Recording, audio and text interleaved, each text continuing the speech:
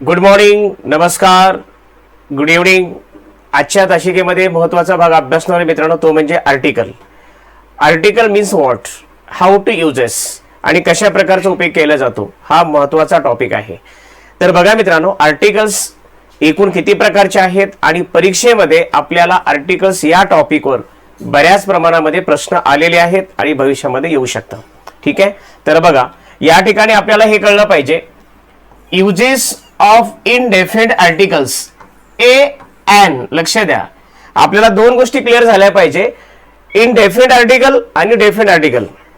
Indefinite आणि definite article आणि त्यांचा वाक्यामध्ये कशा प्रकारचा उपयोग केला जातो यावर बऱ्याच विद्यार्थ्यांचं गोंधळात अडकण्याचा प्रसंग आहे. तर अशा विद्यार्थ्यांसाठी मुद्दाम हा व्हिडिओ बनवत आहे मित्रांनो. हा जर व्हिडिओ पूर्णपणे बघितला तर तुम्हाला आर्टिकल या टॉपिकवर कुठल्याही प्रकारचा प्रश्न आला तर त्या प्रश्नाला तुम्ही सहज सामोरे जाऊ शकता.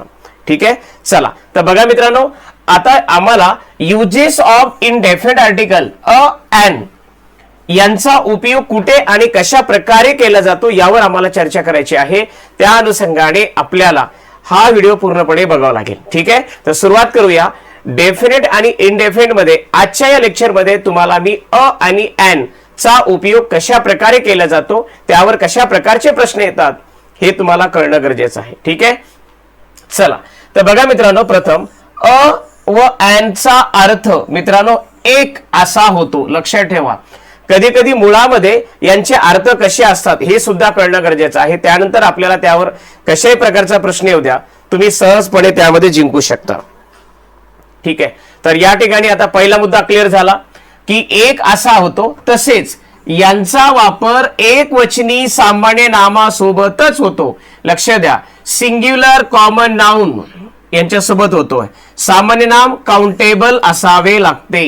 याचा अर्थ आम्हाला कोणत्या नामासोबत कोणत्या आर्टिकलचा उपयोग केला जातो आणि तो उपयोग करताना आपल्याला जर नियमावली माहित असेल तर मित्रांनो त्या ठिकाणी कुठल्याही प्रकारची अडचण येऊ शकणार नाही. पण जर नियमावलीच माहित नसेल तर त्या ठिकाणी आपल्याला त्रास होऊ शकतो. ठीक आहे, एकदम सविस्तर बघूया मित्रांनो. ते उदाहरण बघा, या ठिकाणी तुम्हाला मी दोन उदाहरण दिलेत. इथं दिले राम हॅज अ कॉइन. लक्ष द्या, आता या ठिकाणी काय दिलं, राम हॅज अ कॉइन आणि त्याच्यानंतर पुढचं उदाहरण काय आहे बघा, राम हॅज कॉइन. तर या ठिकाणी आम्हाला एक गोष्ट क्लिअर झाली पाहिजे, ती म्हणजे हे दोन विधानापैकी हे विधान अगदी बरोबर आहे. या ठिकाणी काय, एक या अर्थाने रामकडे एक कॉइन आहे, या अर्थाने हे विधान अगदी बरोबर आहे.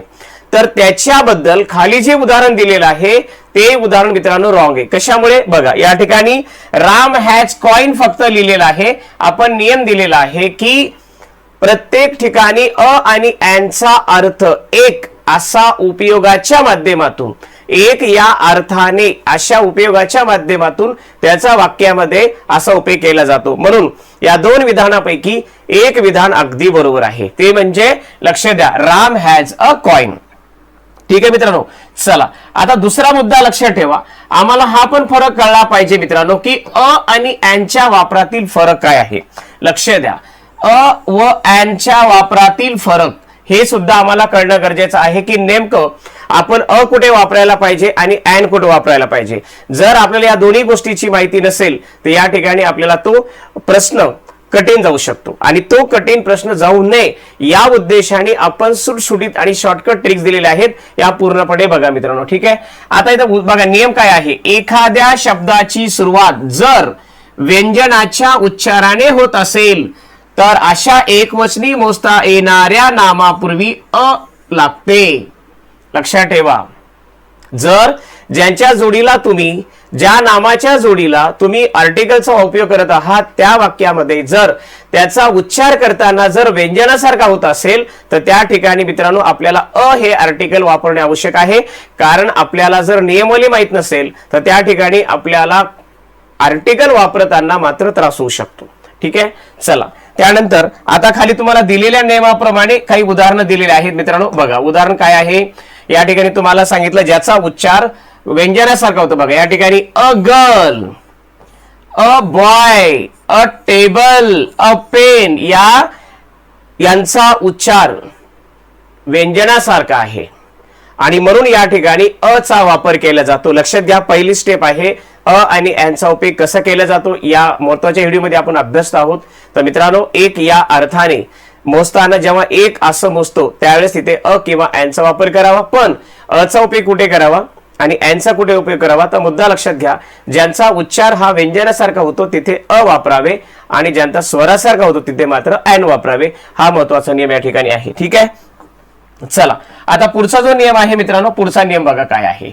एखाद्या शब्दाची सुरुवात, लक्ष द्या, एखाद्या शब्दाची सुरुवात जर स्वरांच्या उच्चाराने होत असेल तर अशा एकवचनी सामान्य नामा मोजता येणाऱ्या नामापूर्वी चा वापर केला जातो.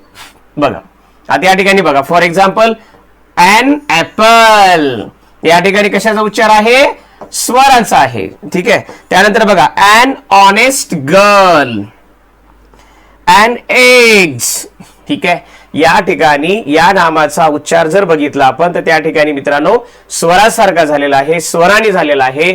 जिथे आपले इंग्लिशचे स्वर आपल्याला माहित झाले पाहिजे, ए ई आय ओ यू, यापैकी ज्यांनी सुरुवात होईल तिथे आपण अ न वापरता ठिकाणी एन वापरावे. ठीक आहे मित्रांनो, हा पहिला पॉइंट तिथे क्लिअर झाला असेल अशी अपेक्षा करतो आणि पुढे जाऊया. ठीक आहे, चला पुढचा पॉइंट बघा.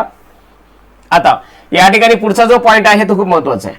शब्दांच्या उच्चारानुसार, लक्षात ठेवा काय दिलं इथे, शब्दांच्या उच्चारानुसार अ किंवा एन चा वापर कशा प्रकारे केला जातो. या ठिकाणी मी तुम्हाला चार्ट दिलेला आहे. हा चार्ट पूर्णपणे काळजीपूर्वक अभ्यासाचा आहे मित्रांनो. ठीक आहे, आणि हा जर अभ्यासला तर आपल्याला 100% कुठेही अपयश येणार नाही. खूप महत्वाचे शब्द आहेत आणि असे परीक्षेला शब्द आल्याच्या नंतर बरेच विद्यार्थी गोंधळात अडकतात की नेमकं आपण आता काय वापरायला पाहिजे, काय वापरू नये, काय वापरावे. ही जर माहीत झालं तर आपल्याला कुठेही अडचण येणार नाही. ठीक आहे, चला बघा या ठिकाणी बघा, अ युनिव्हर्सिटी इथे अ वापरलेला आहे, पण या ठिकाणी ॲन ऍपल वापरलेलं आहे. बघा, अ बस, ॲन ऑरेंज, अ टायगर, आणि इथे ॲन ऑक्स, अ काऊ, आणि इथे काय दिलं, ॲन इंकपॉट. आता मला सांगा, अशा प्रकारचे प्रश्न आल्यानंतर तुम्हाला जर विचारलं choose the correct fill in the blanks, choose the correct appropriate fill in the blanks, अशा प्रकारचे प्रश्न येतात आणि त्यावेळेस बिचाऱ्या विद्यार्थ्यांना याची नियमावलीच माहित नसते. तर त्या ठिकाणी विद्यार्थी हा काही पण लावून टाकतो आणि आपलं नुकसान करून घेतो. तर बघा मित्रांनो, अशा सर्व विद्यार्थ्यांसाठी महत्वाचा नियम जे दिलेले आहेत, शॉर्टकट ट्रिक दिलेले आहेत, ते काळजीपूर्वक वाचायला मी अशी अपेक्षा करतो. ठीक आहे, चला जो पुढचा नियम आहे तो नियम बघून घ्या. आता त्यानंतर काय दिले बघा, आता special uses of a and an. आपल्याला आता पुढे काय बघायचं आहे की यामध्ये special uses of a and an चा उपयोग कशा केला जातो.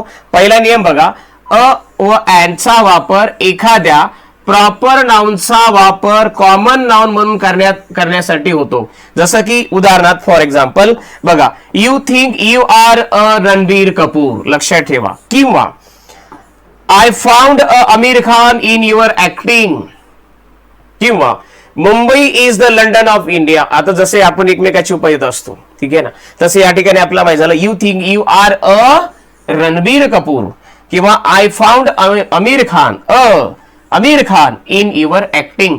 ज्यावेळेस वाक्यामध्ये आपण म्हणत असतो when proper noun used as a common noun, that time you must use their article which, a and an. तर यांचा उपयोग आपल्याला ज्यावेळेस त्यांचा प्रॉपर नाउनचा वापर जर एखाद्या वाक्यामध्ये कॉमन नाउन झाला असेल तर त्या ठिकाणी तुम्ही अ किंवा एनचा वापर करू शकता. हा महत्वाचा डे मित्रांनो आपल्या डोक्यामध्ये कन्फर्म झाला पाहिजे. ठीक आहे, तर आपण पुढे कुठेही आर्टिकलच्या रिलेटेड कुठलाही प्रश्न आला तर त्या प्रश्नाला तुम्ही सहज सामोरे जाऊ शकता. ठीक आहे, चला पुढचा नियम बघूया. आर्टिकल अ आणि एनचा मित्रांनो आजच्या व्हिडिओमध्ये आपण बघत आहोत.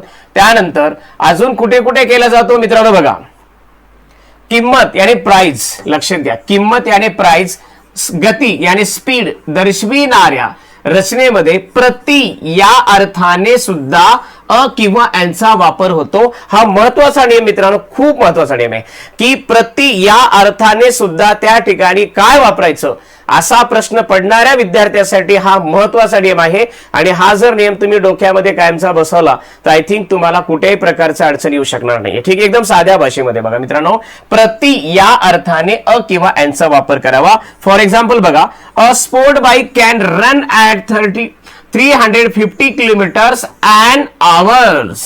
अँड आवर लक्षात द्या किती काय म्हटलं मी, a sport bike can run at 350 kilometres and hour, याने प्रति या अर्थाने तिथे उच्चारानुसार चा वापर केलेला आहे.